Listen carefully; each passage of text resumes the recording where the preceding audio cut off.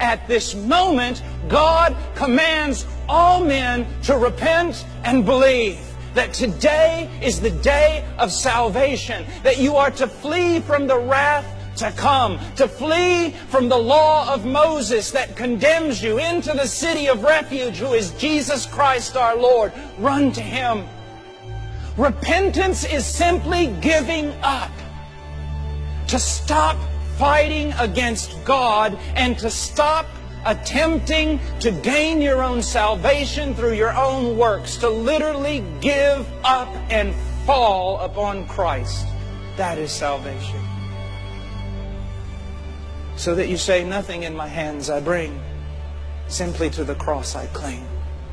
And when that seed grows in you to the point where you know that you're standing before God is 100% based and founded upon the perfect work and merit of Jesus Christ, then you stand before Him with confidence, knowing that all your sins have been atoned for and that you are righteous in Christ.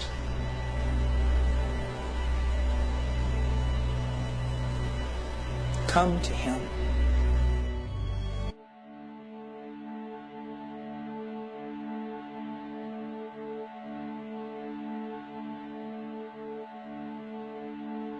¿Conoces a Dios? El pecado. Por cuanto todos pecaron. ¿Por qué no están ustedes temblando? Cuando el hombre peca, no peca contra el alcalde de un pueblo chiquitito. No peca contra el presidente de un país. Peca contra el Señor de la gloria.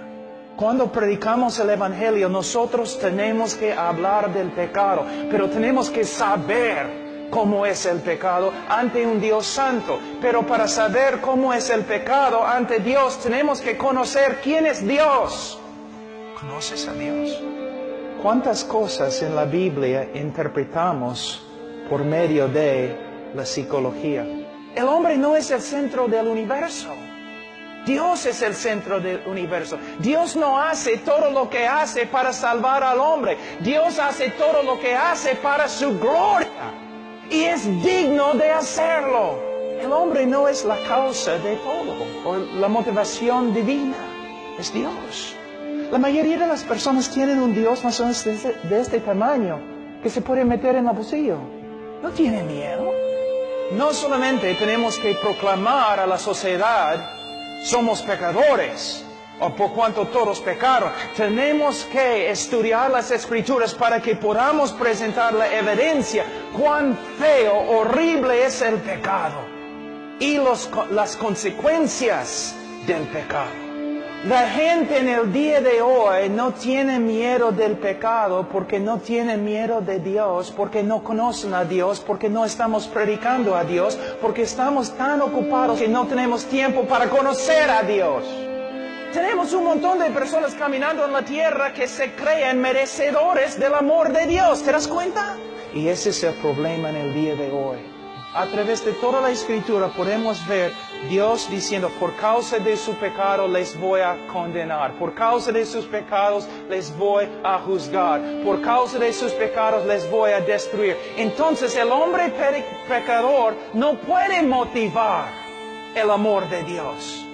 Dios no ama por causa del hombre. Él no ama por causa del valor del hombre. Dios ama solamente porque Dios es amor. Y Él ama para demostrar su propia gloria, para su propia gloria y propia alabanza. La motivación de amar al hombre no viene del hombre, sino viene de Dios mismo.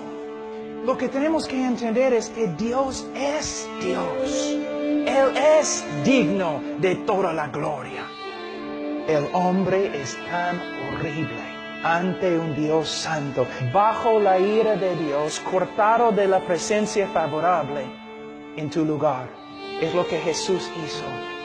Todo el aborrecimiento, toda la ira de Dios que nosotros debemos sufrir por toda la eternidad en el infierno, ¿no has leído mas quiso quebrantarlo, Jehová quiso quebrantarlo. Alguien tenía que morir aplastado, quebrantado bajo la ira de Dios, separado de la presencia favorable de Dios. Allí es el Evangelio, allí se encuentra el poder de la cruz. En la cruz Dios quebrantó, derramó su ira sobre su propio Hijo para salvarte a ti de su ira. Alguien tenía que morir así. Lo que quiero que ustedes vean es que Dios actúa para salvar al hombre, no por causa del hombre, tampoco por causa del valor del hombre, sino por causa de su propio carácter. Él es amor. God will supply all my needs, according to His riches in glory. He will give His angels charge over me. Jehovah Jireh cares for me, for me, for me. Jehovah Jireh cares.